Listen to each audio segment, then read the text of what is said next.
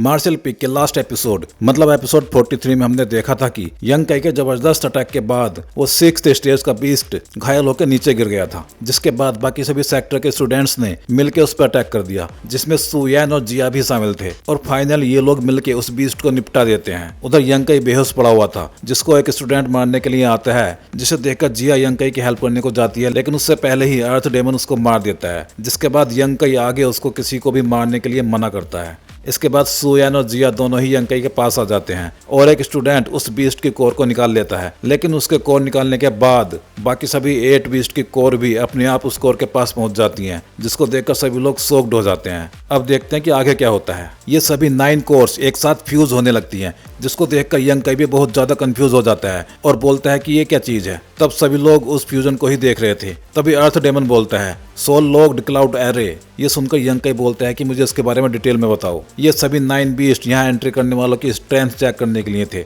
अगर इनमें से एक भी जिंदा होता तो ये एरे एक्टिवेट नहीं होता। ये सुन के यंग काई बोलता है तो अब आगे क्या। तब अर्थ डेमन उसको बताता है कि अब ट्रू इनहेरिटेंस सामने आने वाला है, द ट्रू इनहेरिटेंस। इसके आगे अर्थ डेमन बोलता है यंग काई तुम्हें इस एरे से जितना दूर हो सके चले जाना चाहिए, क्योंकि इस एरे की रीच में रहना बहुत खतरनाक साबित हो सकता है। ये सुन के यंग काई जुड़वा बहनों में से एक मियर से बोलते हैं कि तुम्हें भी अपनी सिस्टर को लेकर यहाँ से दूर निकल जाना चाहिए। इसके बाद यंग काई बाकी सभी स्टूडेंट से भी चिल्ला के बोलता है कि यहाँ से कम 10 माइल दूर हो जाओ अगर तुम अभी मरना नहीं चाहते हो तो। लेकिन ये सुनकर कुछ कार्टून टाइप के स्टूडेंट्स इसको बस फालतू में चिल्लाना ही समझ रहे थे, लेकिन जब सुयान यंग काई की आंखों में देखती है तो वो समझ जाती है कि कुछ तो गड़बड़ है और इसके बाद वो चिल्ला के बोलती है हाई हेवन पैविलियन के सभी स्टूडेंट्स 10 मील पीछे चले जाओ।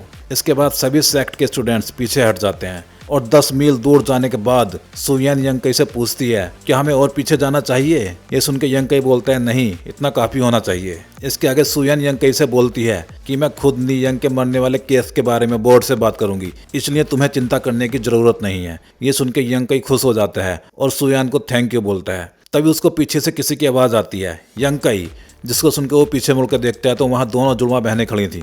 ये देख के यंग काई सोचता है फिर से ये दोनों, क्या इन्हें नहीं लगता कि इनकी वजह से ऑलरेडी मेरे काफी दुश्मन बन चुके हैं। इसके बाद उनमें से एक पूछती है क्या तुम हमें देखकर खुश नहीं हुए। तब यंग काई बोलता है नहीं, ऐसी कोई बात नहीं है, ये तो मेरी खुशकिस्मती है कि मुझे तुम जैसी बला की खूबसूरत लड़कियों की कंपनी मिली है। ये सुन के मियर बोलती है मुझे तो तुम सीरियस टाइप के लगते थे, बट तुम तो फ्लर्ट निकले। ये देख के यंग काई बोलता है ना ना, ऐसी कोई बात नहीं है, तुम दोनों हो ही गॉर्जियस। ओ अच्छा, देन थैंक्स फॉर कॉम्प्लीमेंट। ये वर्ड निकलते हैं बड़ी वाली सिस्टर के मुंह से। इसके बाद यंग काई बोलता है लेकिन मुझे लगता है कि तुम्हारे सेक्ट के स्टूडेंट्स को मुझसे कुछ प्रॉब्लम है। ये सुन के दोनों सिस्टर एक साथ बोलती हैं ओह, तो क्या तुम्हें डर लग रहा है। नहीं नहीं, ऐसी कोई बात नहीं है, लेकिन मुझे बिना बात के और एनिमी नहीं बनाने। इसके बाद मेयर बोलती है अच्छा, लेकिन हाई हेवन पैविलियन में भी हर एक मेल स्टूडेंट तुम्हारा दुश्मन है, तो इसमें कुछ और ऐड हो जाएंगे तो क्या ही फर्क पड़ेगा। इसके बाद बड़ी वाली बहन यंग काई को चढ़ाने के लिए बोलती है क्या तुम चाहोगे कि मैं तुम्हें एक किस करूं जिससे तुम्हारे थोड़े और दुश्मन बढ़ जाएं। ये सुन के यंग काई बोलता है कि हाँ क्यों नहीं, तुम्हारे किस के लिए तो ये भी चलेगा। लेकिन यंग काई की इस हरकत को देखकर वो बोलती है कि ऐसा सिर्फ तुम्हारे सपने में ही हो सकता है।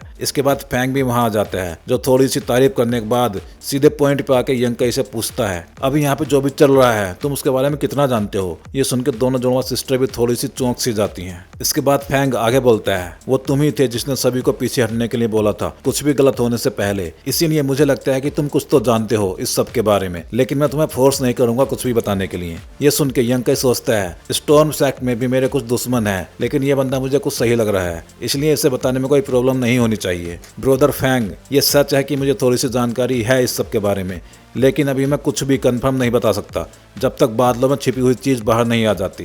ये सुन के फैंग चौंक के पूछता है बादलों में छुपी हुई चीज। इसके आगे यंग काई बोलता है ब्रदर फैंग, हम इस टाइम केव ऑफ लीगेसी के अंदर हैं, इसीलिए ये तुम भी गैस कर सकते हो। ये सुन के दोनों जुड़वा बहनें भी एक साथ बोलती हैं the true inheritance of the cave. ये सुन के फैंग भी यंग काई को थैंक यू बोल के वहां से चला जाता है। इसके बाद यंग काई दोनों जुड़वा बहनों की तरफ देख के बोलता है कि तुम दोनों जिस इन्फॉर्मेशन के लिए यहाँ पे आई थी वो तुम्हें मिल गई है, क्या अब तुम यहाँ से जाके मेरे एनिमी बढ़ाना बंद करोगी।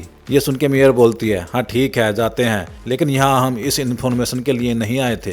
तो फिर किस लिए आई थी? हम तुम्हारे साथ रहेंगे आगे जो भी होने वाला है उसमें। तुमने हमें इन्फॉर्मेशन दी है, इसलिए हम तुम्हें प्रोटेक्ट करने का भी काम करेंगे, सही है ना? इसके बाद यंग कई बोलता है कि हाँ ठीक है, सभी लोग अंदर जाने वाले हैं, इसलिए हमारे लिए अच्छा है कि हम ग्रुप में ही जाएं। तभी एक स्टूडेंट चिल्ला के बोलता है, बादलों के बीच कुछ दिखाई देने लगा है। उसके बाद सभी लोग उसी तरफ देखने लगते हैं जहां बादलों के बीच बिजली कड़क रही थी और कुछ गोल्डन सीढ़ियां दिखाई देने लगी थी, जिन्हें देख के बाकी स्टूडेंट्स के साथ साथ यंग कई भी शॉक्ड हो गया था, क्योंकि अब ये गोल्डन सीढ़ियों के साथ साथ एक गोल्डन महल भी दिखाई देने लगा था।